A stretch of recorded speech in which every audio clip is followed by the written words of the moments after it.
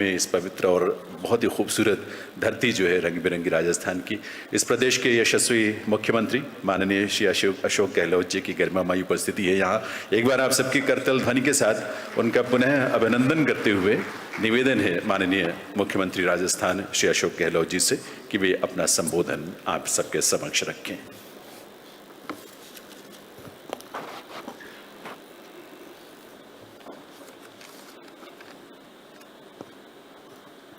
भारत के मुख्य न्यायाधीश माननीय न्यायाधिपति श्री एन.वी.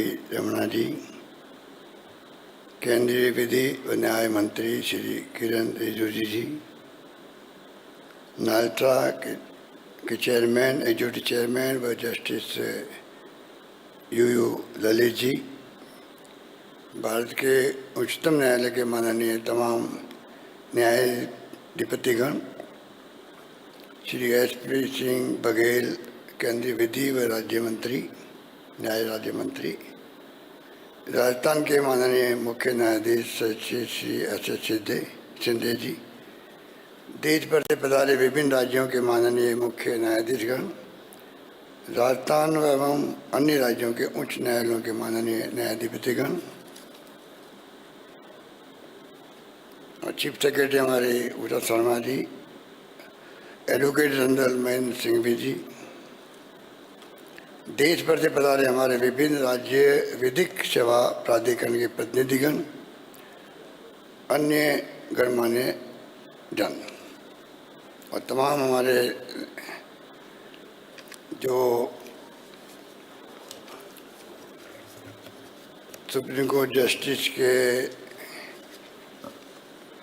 घर से जो आई हुई मैडम साहिबान, तमाम को संबोधित करते हुए सबसे पहले मैं अपनी ओर से एन.वी. रमणा जी का और तमाम डिग्निटी बैठी है उनका राजस्थान में हार्दिक स्वागत करता हूँ। मुझे इस बात का गर्व है कि मुझे सौभाग्य मिला है कि पूरे देश की जुडिशरी का एक साथ में सम्मान करने का, और जिस रूप में ये कॉन्फ्रेंस रखी गई है इसका महत्व मेरे पूर्व वक्ताओं ने बहुत विस्तार से आपको बताया और आप सब जानते हैं। मैं इतना कह सकता हूँ कि राजस्थान के अंदर भी हम लोग हमेशा लीगल सर्विस अथॉरिटी को पूरी तरह से तवज्जो देते हैं, सरकार के साथ में अच्छे संबंध हैं, और जो इसकी मंशा है, जब राजीव गांधी प्राइम मिनिस्टर थे तब ये कानून बना और उसके बाद में लगातार मैं देख रहा हूँ कि 87 में बना कानून, 95 में अथॉरिटी बनी, काम शुरू हुआ, और लगातार 25 साल से अधिक समय हो गया है इसमें। जिस रूप में इसकी जो थीम थी उसके अकॉर्डिंग टू ये काम आगे बढ़ा रहे हैं आप लोग, जिसमें चाहे लीगल लिटरेसी हो, अवेयरनेस हो, गांव में कैंप भी लगते हैं, विधिक सहायता के शिविर लगते हैं, चेतना के शिविर लग रहे हैं, लोक अदालतें लगाने का प्रयास होता है, जिसकी आज सबसे बड़ी आवश्यकता है। मिस्टर किरण रिजिजू जी ने बहुत भी मार्मिक बातें कही हैं, चाहे वो ट्रायल अंडर ट्रायल जो बैठे हुए जेलों के अंदर। आप सभी जानते हैं कि हजारों की तादाद में बैठे हुए हैं, क्या बीतती होगी जो व्यक्ति बाद में वो निर्दोष साबित हो जाए। तो कुछ मुद्दे आपके सामने हमसे ज़्यादा आप अनुभवी हैं, जानते हैं, अब उसका हल कैसे हो। कुछ बातें ऐसी है जो सालों से सुनते आ रहे हैं। 42 साल पहले जब मैं पार्लियामेंट में गया था 80 के अंदर, और मुझे कहते हुए खुशी है कि उस वक्त से ही जब राजीव गांधी प्राइम मिनिस्टर थे तब भी बहुत ही क्रांतिकारी कानून बनाए गए थे, जिसमें एक ही भी था जो आज हम लोग जिसकी चर्चा कर रहे हैं।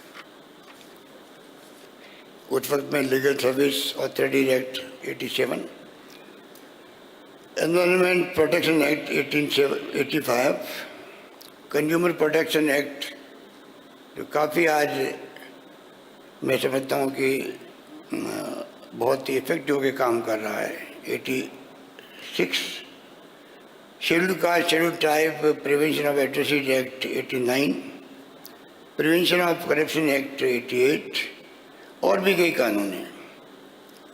तो बहुत ही क्रांतिकारी काम उस वक्त में भी हुआ था। और मैं समझता हूँ कि समय समय पर सुप्रीम कोर्ट, हाई कोर्ट, चाहे चीफ जस्टिस हो, चाहे वो जजेज हों, कोई कमेंट करते हैं तो पूरे देश सुनता है उसको कि इसके मायने क्या है, और उसी रूप में वो अपने आप को कोशिश करता है कि मैं किस प्रकार से अपनी भावना व्यक्त करूं। ये जो नालसा राष्ट्रीय स्तर पर काम कर रही है, राज्यों में कर रही है, मेरा अनुभव कहता है कि अच्छा काम कर रहे हैं, इसमें कोई दो राय नहीं, अच्छा प्रयास करते हैं, क्योंकि उनको अपने साथ में सुनवाई भी करनी पड़ती है हाई कोर्ट के अंदर। पर कुछ ऐसा काम तरीका निकलना चाहिए जिससे कि और ज़्यादा इफेक्टिव होकर ये काम हो सके, जिसकी आज ज़रूरत है। अभी मिस्टर रिजू जी कह रहे थे कि वकीलों की फीस की बात कर रहे थे। कोई गरीब आदमी सुप्रीम कोर्ट जा नहीं सकता। अब ये इसको कौन ठीक कर सकता है? कुछ समझ के परे है, अच्छे अच्छे लोग नहीं जा सकते हैं। वो फीस की भी हद होती है, 1 करोड़, 80 लाख, 50 लाख, पता नहीं क्या हो रहा देश के अंदर। ये बात मैंने एक बार चीफ जस्टिस हाई कोर्ट के और चीफ मिनिस्टर की मीटिंग हुई थी, तभी मैंने उठाया था मामला। इस बार मैं नहीं आया था, पिछली बार जब मैं सीएम था, दूसरी बार, तब की बात है। तो ये जो स्थिति बनी हुई है, इसके ऊपर भी कभी आप लोग बैठ करके चिंतन करें, कोई तरीकाकारी कमेटी बने, कुछ तरीका तो हो। और कुछ वकीलों के लिए है, कुछ लोग कहते हैं तो कुछ वकीलों के लिए, सबके लिए थोड़ा ही है। तो साथ में लोग आर्ग्यूमेंट देते हैं, अगर ये कुछ वकीलों के लिए है तो जजेज भी जो है फेस वैल्यू दे के फैसला देते हैं। तो आदमी क्या करे कि अमुक वकीलों खड़ा करेंगे तब जाके जैसा इम्प्रेस होंगे। अगर ये स्थिति है तो इसको भी आपको हमको समझना पड़ेगा, क्योंकि देश में संविधान की रक्षा करना हम सब का, एग्जीक्यूटिव का, लेजिस्लेटिव का और साथ में जुडिशरी का बहुत बड़ी भूमिका है। तो बार बार हम लोग कहते हैं चर्चा में, तीनों बैलेंस होकर चलना चाहिए। पर जिस रूप में हालात बनते जा रहे हैं, उसमें जिम्मेवारी आपकी भी कम नहीं है, बहुत बड़ी जिम्मेवारी है। बल्कि मैं कई बार सोचता हूँ सबसे अधिक जिम्मेवारी आपकी है, क्योंकि आप कंट्रोल कर सकते हैं, जुडिशरी कंट्रोल कर सकती है, एग्जीक्यूटिव को भी एक हद तक। कंट्रोल का मतलब ये नहीं कोई मैं ये कहना चाहूँगा कि आप सब कुछ कर सकते हैं, और लेजिस्लेटिव को भी। हालात जो बिगड़ते जा रहे हैं देश के अंदर, रिजू जी की बातें मुझे बहुत इम्प्रेस की। अभी हिंदी में बोल रहे थे, ये हिंदी में बोल रहे थे तो मुझे थोड़ा सुकून मिला, इसलिए कि ये आप मीडिया खड़ा है यहाँ पर, जो खुद भी दबाव के अंदर वैसे, पर आज ये वायरल हो रहा पूरा आपका, ये आपका लाइव चल रहा है ये कॉन्फ्रेंस। और जो आप नेशनल लीगल सर्विस अथॉरिटी की हम कॉन्फ्रेंस कर रहे हैं, गरीबों के लिए कर रहे हैं, डेस्टिट्यूट के लिए कर रहे हैं, अपंगों के लिए कर, निःशक्तजनों के लिए कर रहे हैं, बीपीएल के लिए कर रहे हैं, उन लोगों के लिए कर रहे हैं जिनको जरूरत है। वो भी सुन रहे होंगे, आजकल तो मोबाइल हर घर के अंदर है, उनको समझ में नहीं आ रही कि आप क्या बोल रहे हैं। तो ये भी हमें, मिस्टर रिजू जी ने कहा, मैं उनको सपोर्ट करता हूँ कि हमें सोचना पड़ेगा कि आप या तो आजकल हाईटेक का ज़माना है, कॉन्फ्रेंस के अंदर लग सकते हैं, आपके बैठ सकते हैं जो आपके इंटरप्रेटर्स होते हैं, मैं दुनिया के मुल्कों में गया, कई बार हम होके आए हैं, मैं हिंदी बोला हूँ और पूरे कॉन्फ्रेंस के अंदर अपना भी ट्रांसलेशन हो गया। वो टाइम आ गया है, क्योंकि दुनिया सुन रही है आपको। यहाँ जयपुर में कॉन्फ्रेंस होने के मायने हैं, पूरे देश की जुडिशरी के चीफ जस्टिस आए हैं, पूरा सुप्रीम कोर्ट के यहाँ पर हमारे माननीय न्यायाधिपतिगण बैठे हुए हैं। कितनी महत्वपूर्ण कॉन्फ्रेंस है ये, और पूरी दुनिया नहीं तो पूरा देश सुन रहा होगा। अधिकांश लोग पूरे किसी कोने में बैठे हुए हैं जिनको शौक है, जिनका रुचि, वो सुन रहे होंगे। तो मैं समझता हूँ कि हिंदी की बात की मुझे बहुत अच्छी लगी, और मैं समझता हूँ आपसे मैं आगाह करना, रिक्वेस्ट करना चाहूँगा, निवेदन करना चाहूँगा, कोई तरीका सा निकले समय के साथ साथ में कि गरीब आदमी कोर्ट में आके अपनी बात कह सके।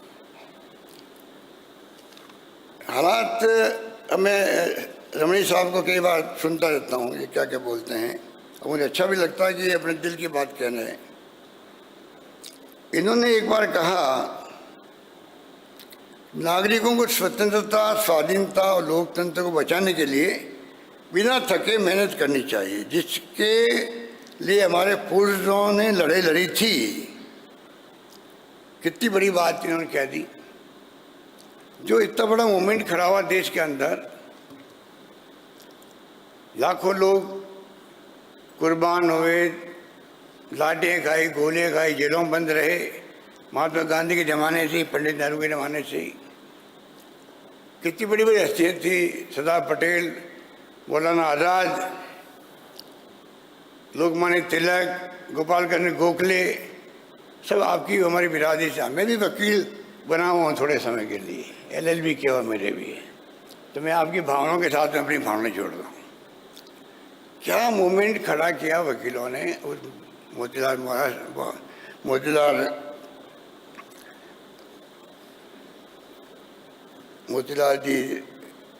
नेहरू के ज़माने से ही, तो उनको हम भूल नहीं सकते। इनका कोड मुझे अच्छा लगा कि जो हमारे पूर्वजों ने जो लड़ाई लड़ी है, उसको बचाने की मेहनत करनी है, और वो तब होगी तब, जैसे मैंने अभी जीजू जी, प्रधानमंत्री जी बात करते थे, मैं भी एक बात आपको कहना चाहूँगा। मिस्टर जीजू जी, एक मेरी भावना पहुँचाई है नरेंद्र मोदी जी तक। मैं 3 महीने से बोल रहा हूँ लगातार, और आप तो गृह मंत्री भी रहे हैं, मुझे मालूम है। आपको गॉड गिफ्ट है, जब आप बोलते हैं तो लोग सुनते भी आपकी बात को। तो मैं कहना चाहूँगा आपको कि हम बार बार कह रहे हैं कि आज देश में तनाव है, हिंसा का माहौल है, ये नहीं होना चाहिए। लोकतंत्र उसी में टिका हुआ होता है, टॉलरेंस पावर होनी चाहिए।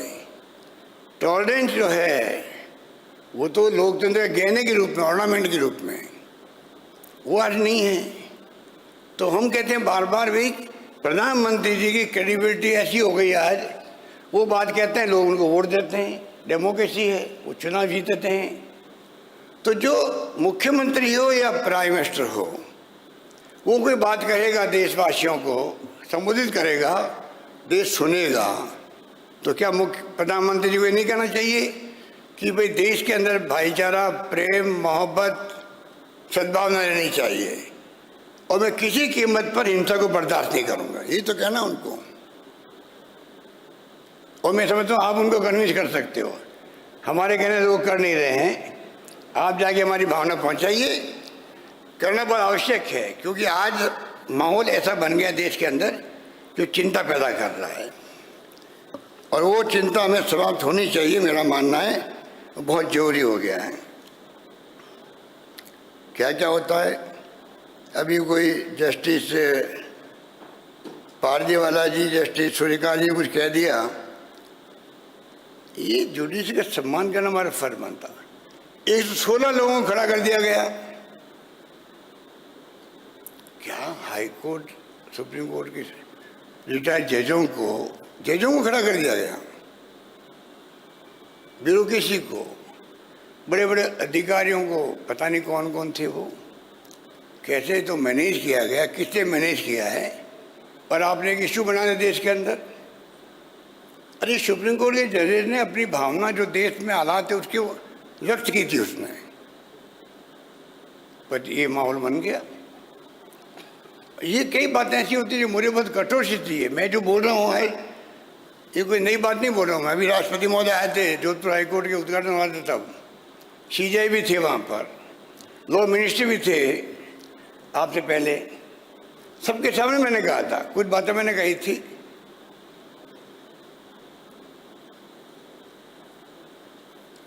आप बताइए, 4 सुप्रीम कोर्ट जजेस ने कहा लोकतंत्र खतरे में है। हम सब ने कहा कि इतनी बड़ी बात कर दी 4 सुप्रीम कोर्ट जजेस ने, और ये फला ये हो रहा सुप्रीम कोर्ट के अंदर, और बहुत चिंता का विषय बन गया है। उनमें से एक सीजीआई बन जाते हैं मिस्टर गोगोई, और बाद में वही तरीका चलता है जो पहले चल रहा था। तो मैंने राष्ट्रपति महोदय के सामने पूछा, भाई कि मिस्टर गोगोई पहले ठीक थे अब ठीक है, समझ के पर हैं, और बाद में वो मेंबर पार्लियामेंट बन गए, नॉमिनेट हो गए। ये कम से कम कुछ तो बातें हम लोग खुद को सोचनी पड़ेगी, किस रूप में हम ये जिंदगी में।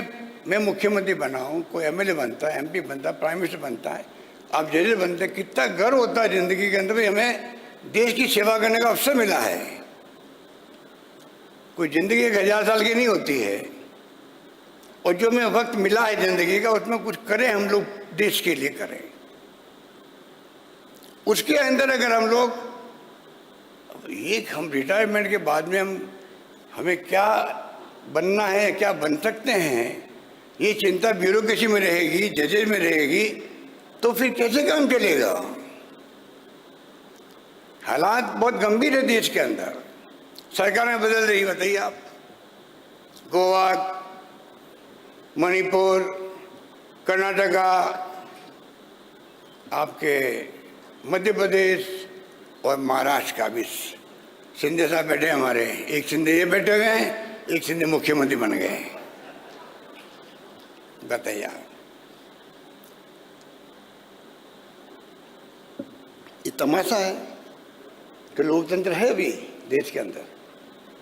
कैसे रहेगा लोकतंत्र अगर चुनी सरकारें हॉर्स ट्रेडिंग के बदले जाएगी। ये तो मेरी सरकार पता नहीं कैसे बच गई, ये भी आश्चर्य हो रहा देश के अंदर। वरना मैं आ गया आपके सामने, मैं खड़ा नहीं होता, जी के साथ सामने कोई दूसरे मुख्यमंत्री यहाँ मिलता आपको। अभी टैचेनको का मामला था वहां पर, तो भाई कैसे हो सकता है ये बताइए आप।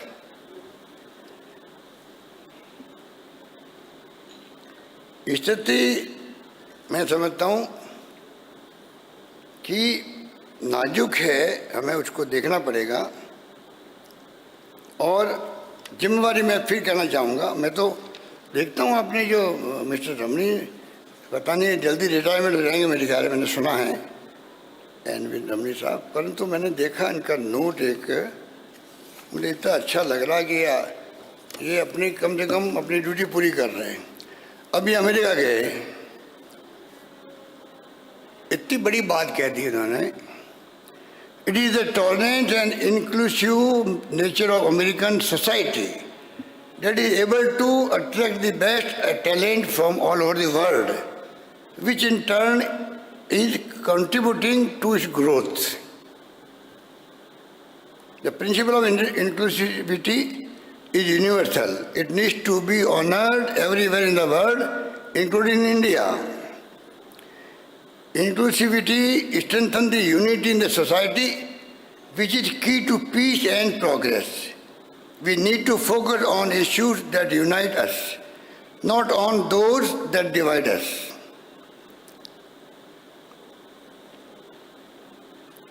और लास्ट मैंने ये भी कहा अमेरिका के NRIs को, please remember, you all might have become millionaires and billionaires. For you to enjoy your wealth, you need to have peace around you.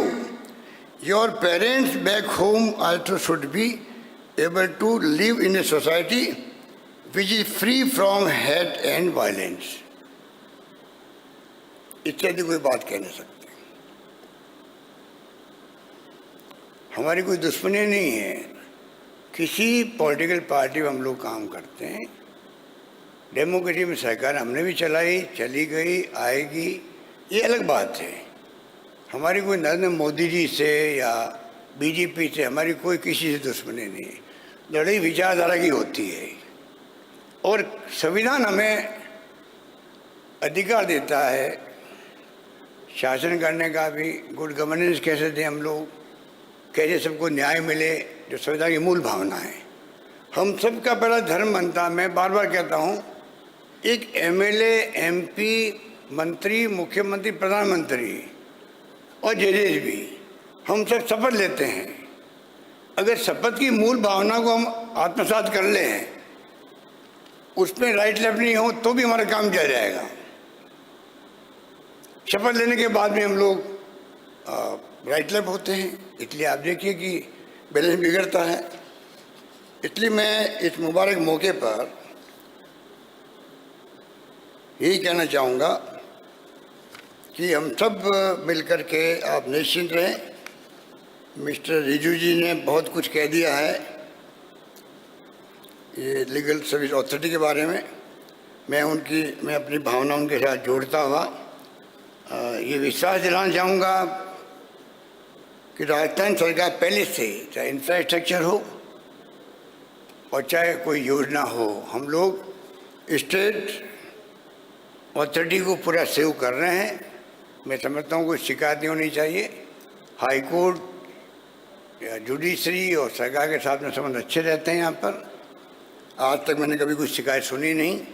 आगे भी मैं उम्मीद करता हूँ आप सबके दुआओं से, आप सबके आशीर्वाद से हम लोग सब मिलकर के क्या कर सकते हैं उस पर हम लोग पूरा ध्यान रखेंगे। और ये जो प्रयास है इसको और कैसे मजबूत करने में सरकार क्या सहयोग कर सकती है, जो सुझाव हमें देंगे वो मानेंगे, ये मैं विश्वास दिलाता हूँ। धन्यवाद। जय हिंद। धन्यवाद। बहुत बहुत आभार माननीय मुख्यमंत्री राजस्थान श्री अशोक गहलोत जी का, उनकी उपस्थिति के लिए, उनके उद्बोधन के लिए।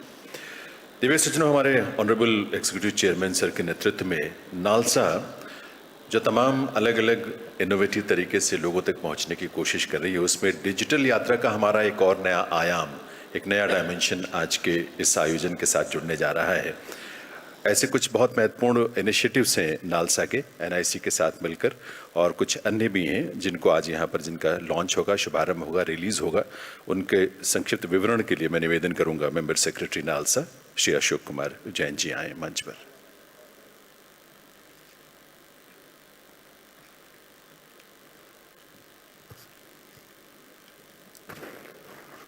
Honorable Pattern-in-Chief Nalsa, Honorable Chief Minister Rajasthan, Honorable Union Law Minister, Honorable Executive Chairman Nalsa, Honorable Lordships at Dais, of the Dais, Honorable Ma'ams, all dignitaries of the Dais, respected invitees and guests, all officers of state, judiciary and police, press and media, ladies and gentlemen.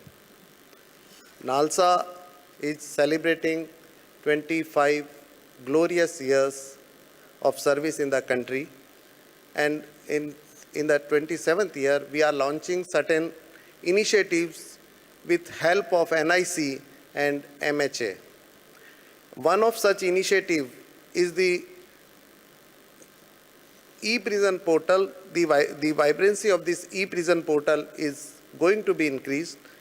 We are firstly introducing citizen service portal, whereby we are providing inmate information on record to the relative of the prisoner. This is OTP based login. Whenever the inmate of the relative of the inmate logged in to the system, he will get a OTP, and thereafter he will get the entire information of the inmate, including remission earned, entitlement of parole, etc. Second is legal services portal, wherein we are providing prison data access to all legal service authorities of the country. Third is e-custody certificate. At present, the custody certificate for filing of appeal is issued by the jail authorities, and it has to be submitted at the time of listing of appeal. Now, as soon as a request is made from High Court Legal Service Committee, this request will land directly to the Superintendent of Prison